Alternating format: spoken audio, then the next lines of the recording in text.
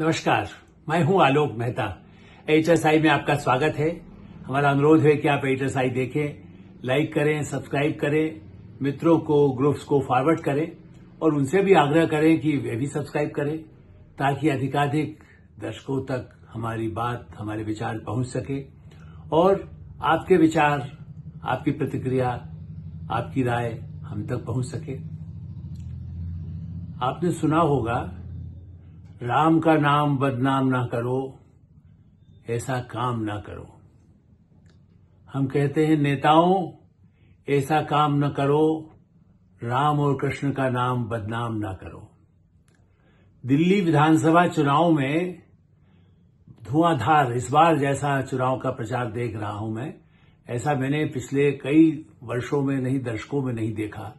जिस तरह से पूरी शक्ति लगाए हुए हैं और गंगा का स्नान करके एक समय में प्रधानमंत्री नरेंद्र मोदी के खिलाफ चुनाव लड़ने वाले अरविंद केजरीवाल जिस तरह की बात करते हैं, कभी मंदिर की बात करेंगे, कभी वक्फ की बात करेंगे, कभी मुस्लिम आबादी की बात करेंगे, कभी झुग्गी वालों की बात करेंगे और भगवान माने हनुमान मंदिर, ये मंदिर, पुजारियों के मंदिर का ध्यान रखना है, पुजारियों का ध्यान रखना है, पुजारियों को 18,000 देना है, वो सब बात करते हैं। तो मुझे लगता है, और अब मैदान में उतर गए हैं योगी आदित्यनाथ जी, उत्तर प्रदेश के भी, वो भी चुनावी विधानसभा में प्रचार करने के लिए भारतीय जनता पार्टी के लिए आ गए हैं।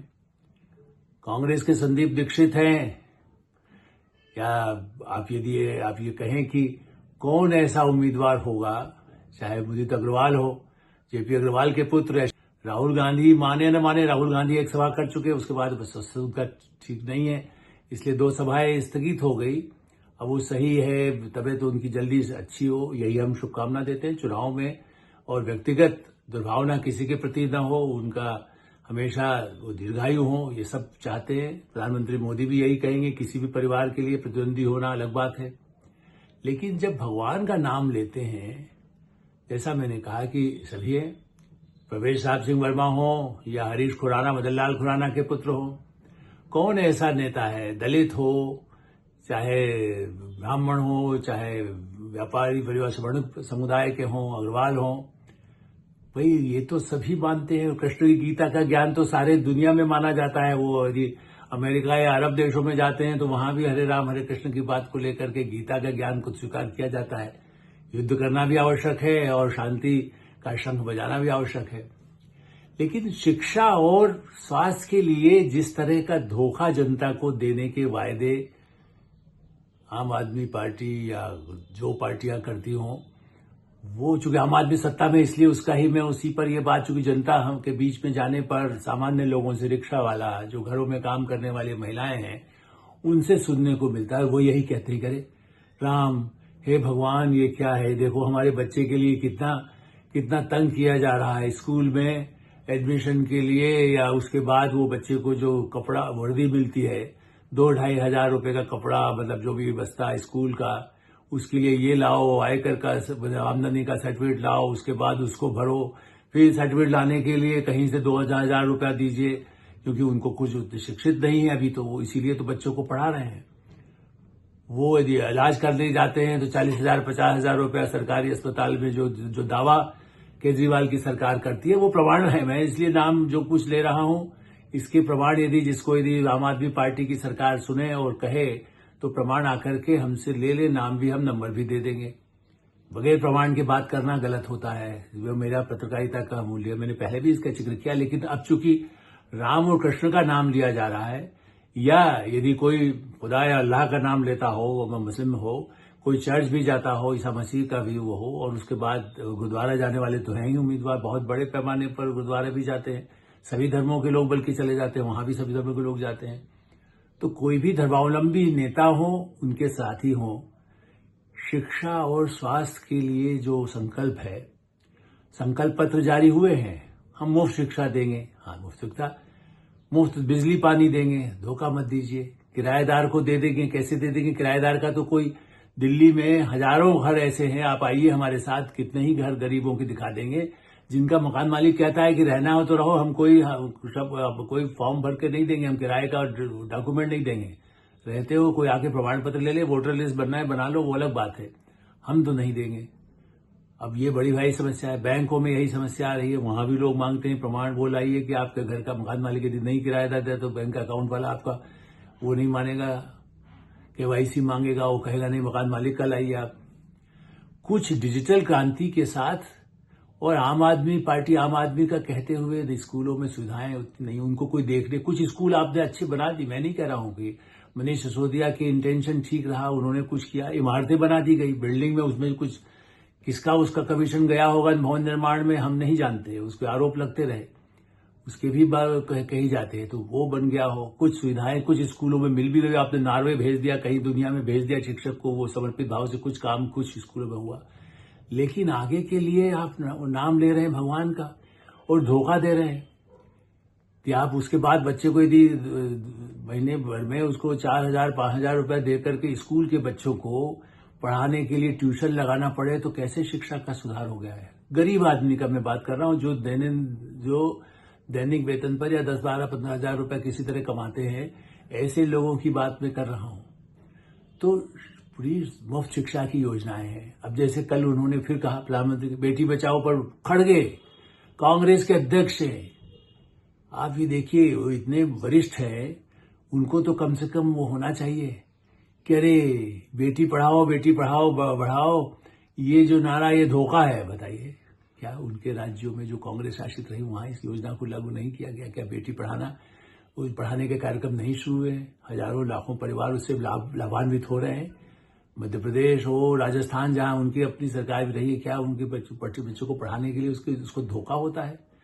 तो वोट के लिए दूसरे को गाली देने के लिए अच्छी योजनाओं को गाली दे दें, या उनके क्रियान्वयन में आप सहयोग कर सकते हैं, आपके नेता, आपके विधायक, आपके पार्षद। आम आदमी पार्टी हो, कांग्रेस हो, भारतीय जनता पार्टी के लिए मैं यही कहता हूं, प्रधानमंत्री नरेंद्र मोदी ने पार्टी के प्रमुख नेता के नाते बूथ के कार्यकर्ता काम करें, लोगों से मिलें, खाली वोट डालने के लिए कहें, उन्हें बताएं कि ये योजना है, इसका लाभ ऐसे मिल सकता है, ये कहा है। ये नहीं कहा है कि आप जाओ मेरे खाली नाम पर वोट ले लेना, कुछ भी मिले न मिले।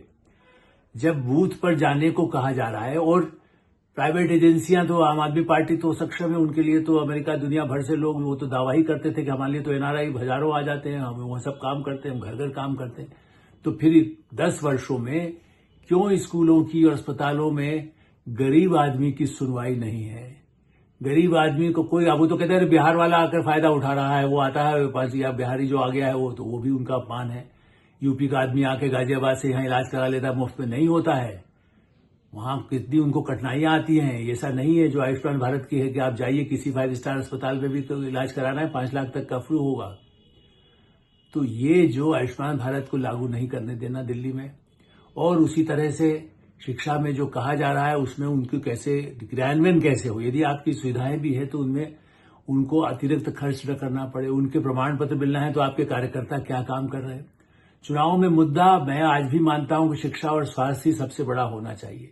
उसके बिना रोजगार भी कैसे होगा? यदि शिक्षित नहीं होगा तो उसे बीमारी के बारे में पता नहीं होगा, बीमारी के बारे से इलाज ठीक स्वस्थ नहीं होगा, ठीक से सुरक्षित नहीं होगा, 18 साल के बाद नौकरी करने भी, कुछ छोटा काम भी करने जाएगा, अपना काम भी करेगा, दुकान भी लगाएगा, छोटी छोटी दुकानें ठेला लगाएगा, तब भी उसको इतना शरीर स्वस्थ रहे और वो रोजगार करके अर्जित ऐसा कर सके जिससे वो अपने पूरे परिवार का भरण पोषण भी करे और आत्म स्वाभिमान रहे कि मैं नौकरी गुलामी करने नहीं जा रहा हूं, मैं अपना काम कर रहा हूं। स्वरोजगार जो नई शिक्षा नीति के तहत जिसका प्रावधान है, जिसमें कहा गया है कि वोकेशनल जिसको आप मानते हैं कि किस तरह से ऐसे अपने आप सक्षम बन सके, वो पढ़ाई की आवश्यकता है। यदि कोई बनना चाहता है, प्लम्बर बनना चाहता है, कोई इलेक्ट्रिशियन बन सकता है, जरूरी नहीं कि उसके पास एमए की डिग्री हो, लेकिन उसके बाद भी वो 500, 1000, 2000 रुपए रोज कमाएगा तो 60,000, 50,000 रुपये महीना होगा। तो इसलिए राम और कृष्ण, सांदीपनी का आश्रम हो या अयोध्या या वाल्मीकि और उनके आश्रम का वशिष्ठ के सीखे हुए लोग भगवान रहे, तो क्या आज के युग में जहां इतना विस्तार है, डिजिटलीकरण हो रहा है, शिक्षाएं पढ़ने वाले इंदिरा गांधी मुक्त विश्वविद्यालय से कितने बच्चे जो गरीब भी हैं वो घर में बैठ कर भी पढ़ाई करके डिग्री ले रहे हैं, यही नहीं अफ्रीका के बच्चे भी ले रहे हैं। भारत कितना आगे जा रहा है।